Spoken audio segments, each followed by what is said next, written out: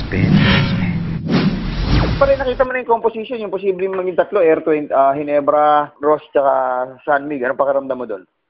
Siyempre, natutuwa din na may posibilidad din na mag-number 1 yung Hinebra, di ba? Kasi nga, barangay Hinebra fan ako.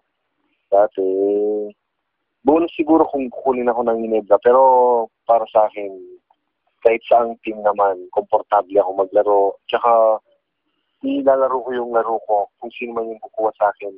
Basta gagawin ko yung best ko para hindi sila magsisi na kinuha nila ako. Bakit hanggang ngayon pala, kahit pa paano yung preference mo, ando pa rin for Hinebra, no? Siguro mawawala lang yan pag nasa PBA ka na at sa ibang team na lumalaro. Pag nasa ibang team na ako, kung isyado na hindi ako kunin ng Hinebra, kung nasa ibang team na ako, syempre, doon na yung puso ko. Kung sino man yung kukuha sa akin, doon yung lalaruin ko talaga. Pero preference mo talaga Hinebra makakuha sa'yo? Oo, kasi marami ding tao na gusto na maglaro ako sa Hinebra. Hindi lang naman ako. Tsaka yung mga fans, may message ka sa Twitter, no? Oo, sinasabi nila na, may pag-asa pa yung Hinebra, parang, nangangamoy na daw Hinebra, sabi ganun sa akin. Tapos yun, sabi, ako gusto ko makita kita na suot mo jersey ng Hinebra. Ay, yung mga sinasabi nila sa akin. Ito sa Orgullo jersey. Okay. Tingin mo ba ikaw yung pyesa na kulang sa Hinebra ngayon?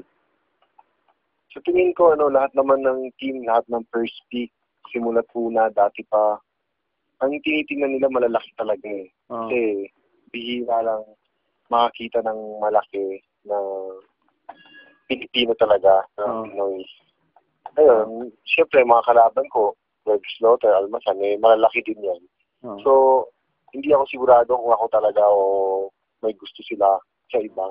Kasi kanya-kanyang tipo ng laro ang mga gusto ng mga coach ngayon sa PBA. Pero ikaw, tingin mo, kung makukuha ka kunyari ng isang team, malaki may bibigyan mo kontribusyon?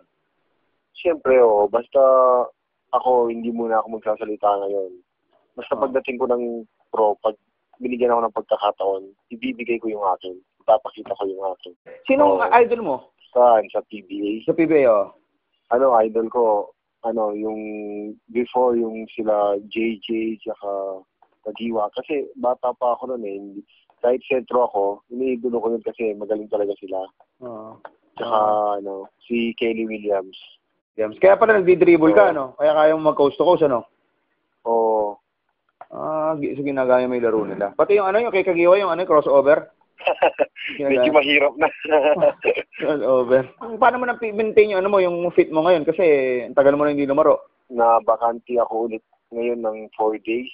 Kasi last week, mga ilang months na din, nagpa-practice na ako sa NLEX, tapos nag-extra workout ako yung sa 360 fitness, ibang weights. Nagpapakondisyon na din ako, nagbabawas na din ako para pagdating sa PBA, para kahit mag-practice man lang ako ng 2 weeks, 3 weeks, kung sino man siguro yung talagang kukuha sa akin. Para pagdating ng opening, handa talaga ako. Sinong kalaro mo sa mga naging PBA player? Ramon Fernandez ba? Pwede ka ba sabihin parang sinasabi nila nung rookie ako, ganun daw ako maglaro. Parang nakikita, like Coach Ato, sinabi niya sa akin yun. Pero hindi ko pa nakita maglaro si Ramon Fernandez eh. Kasi dati hindi ako active sa basketball. Nung Hindi ko na naabutan, Hindi ko na naabutan. Hindi ko na naabutan. Kaya, yun yung sinasabi niya sa akin. Pero hindi pa rin na-try na check na yung laro ni Ramon Fernandez. Kanino ka pa kinumpir? Kaya daw, Espino, tas Kirby. Spin.